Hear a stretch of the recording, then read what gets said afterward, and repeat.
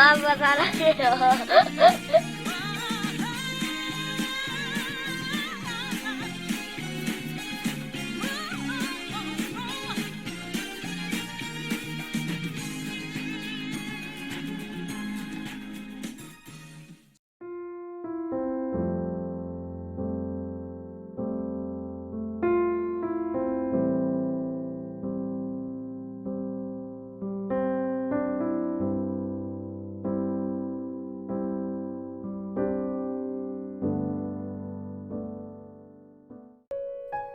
전능하사 천지를 만드신 하나님 아버지를 내가 믿사오며 그 외아들 우리 주 예수 그리스도를 믿사오니 이는 성령으로 잉태하사 동정녀 마리아에게 나시고 본디오 빌라도에게 고난을 받으사 십자가에 못 박혀 죽으시고 장사한 지 사흘 만에 죽은 자 가운데서 다시 살아나시며 하늘에 오르사 전능하신 하나님 우편에 앉아 계시다가 저리로서 산 자와 죽은 자를 심판하러 오시리라. 성령을 믿사오며 거룩한 공예와 성도가 서로 교통하는 것과 죄를 사하여 주시는 것과 몸이 다시 사는 것과 영원히 사는 것을 믿사옵나이다. 아멘.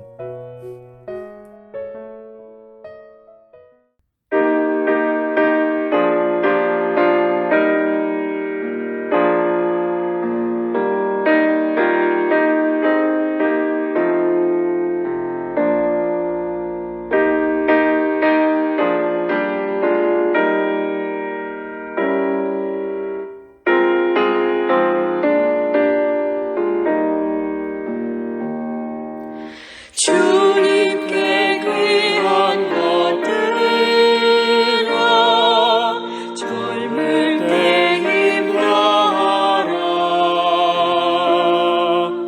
진리의 싸움을 할 때 열심을 다하여라 모범을 보이신 예수 굽히지 않으셨네 너희는 충성을 다해 주님을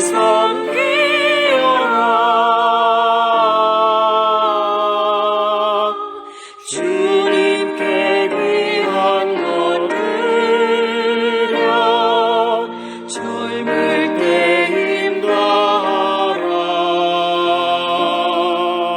구원의 갑주를 입고 끝까지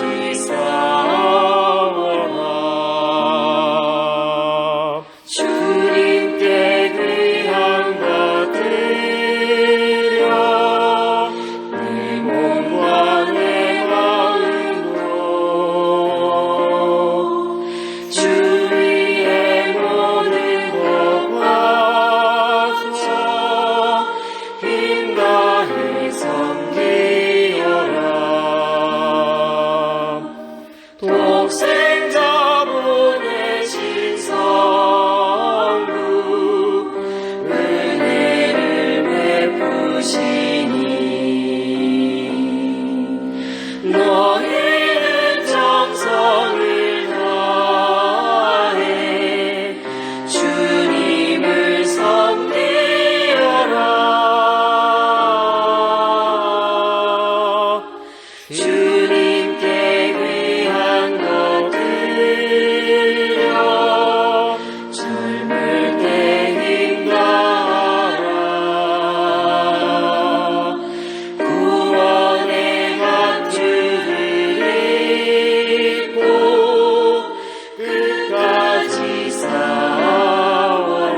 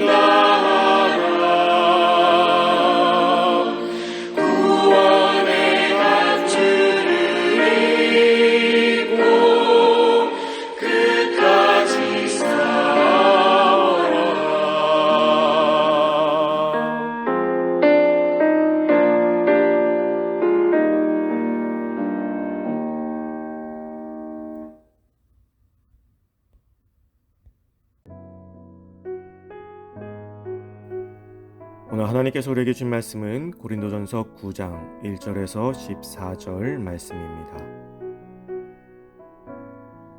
내가 자유인이 아니냐, 사도가 아니냐, 예수 우리 주를 보지 못하였느냐, 주 안에서 행한 나의 일이 너희가 아니냐.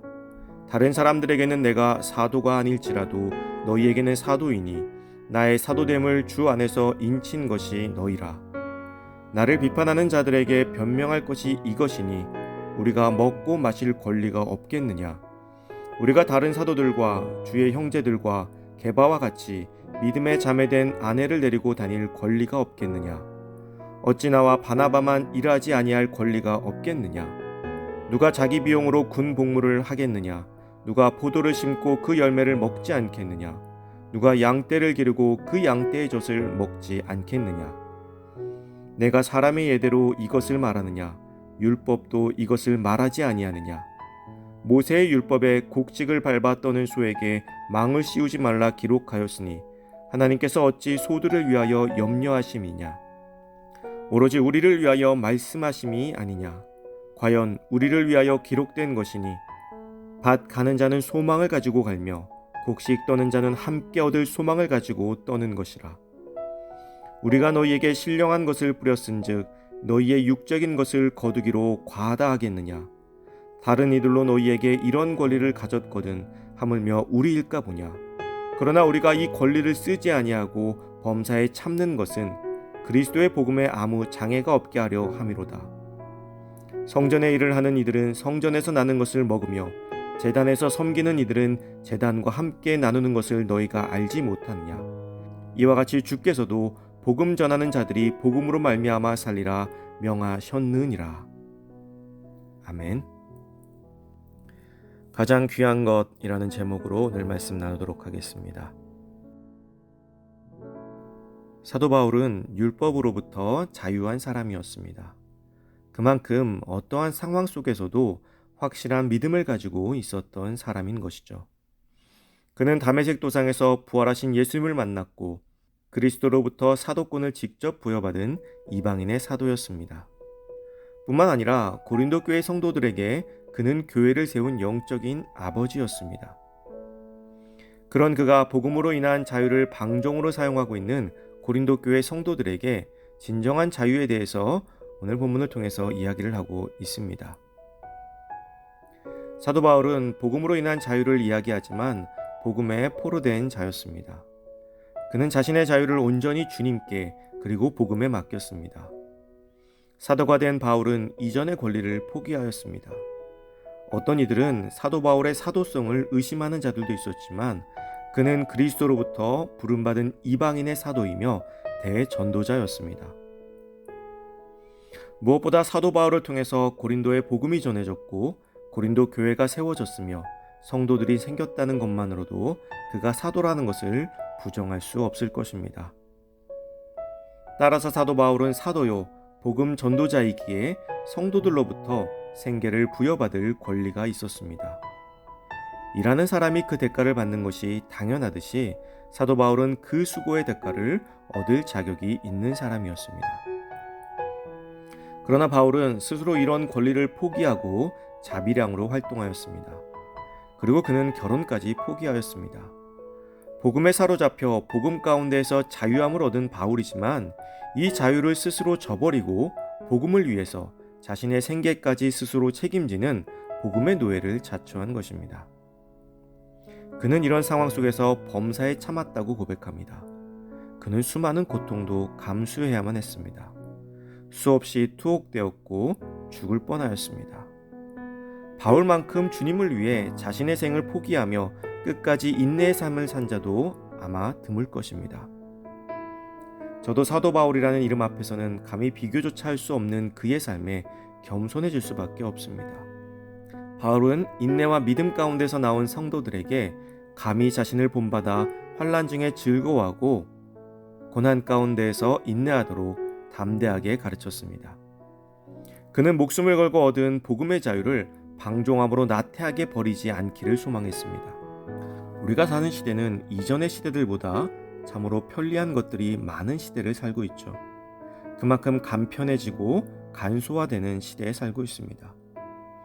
이러한 삶이 습관이 되다 보니 우리의 신앙도 간소화되어지는 시대, 간편해지는 시대에 살고 있는 것은 아닌지 돌아보게 됩니다. 요즘 영상으로 아침 묵상을 준비하면서 참 많은 생각을 갖게 되었습니다. 사실 코로나19로 인해서 주일 예배 외에는 준비할 것이 없었기에 조금 나태해져 있었던 것 같습니다. 주일 설교 준비에 더 많은 시간을 할애하고 더 열심히 하고 있기는 하지만 이전보다 시간이 많아진 것은 사실입니다.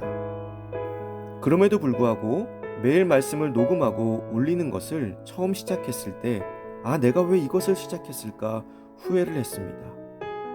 새벽 예배 때 하던 것을 녹음만 해서 올리면 되는데 이전과 크게 달라진 것이 없음에도 쉬는 시간 동안 그만큼 저의 신앙은 나태해진 것이죠. 한두 번의 나태함이 우리의 신앙을 무너뜨릴 수 있습니다. 그렇게 몇 주가 지나고 이제는 왜 진작에 이 방법을 생각하지 못했을까? 왜 이렇게 늦게 시작했을까 하는 마음이 듭니다.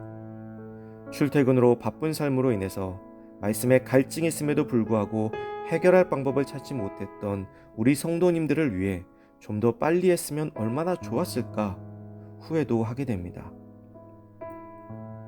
사랑하는 성도 여러분, 편한 것은 좋습니다.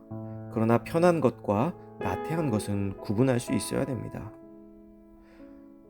저는 여러분들이 편하게 신앙생활을 하기를 축복합니다. 그러나 절대로 나태하게 하지는 마십시오. 사도 바울은 나태함과는 거리가 먼 사람입니다. 자기의 것을 포기하면서까지 복음을 위해서 살았던 사람이죠.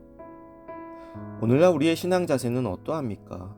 사도 바울처럼 복음에 목숨을 걸지는 못해도 복음을 값싼 것으로 여기지 아니하고 우리의 삶에서 가장 귀한 것으로 여기는 삶을 살아야 하지 않겠습니까? 우리는 그리스도인이라는 이름을 가지고 있는 사람입니다. 사도 바울이 사도라는 그 이름을 헛되이 하지 않기 위해 최선을 다해서 나아갔던 것처럼, 그 이름을 가장 귀한 것으로 여겼던 것처럼 우리에게도 그리스도인이라는 이름이 가장 귀한 것이 되기를 소망합니다. 그리고 그 귀한 이름을 지키기 위해 오늘도 최선을 다해 나아가는 저와 여러분들이 되시기를 주님의 이름으로 축복합니다. 이 시간 함께 같은 제목으로 기도드리기를 원합니다. 첫째, 신앙으로 바로 서는 참된 그리스도인이 될 수 있도록 같이 한마음으로 기도합시다.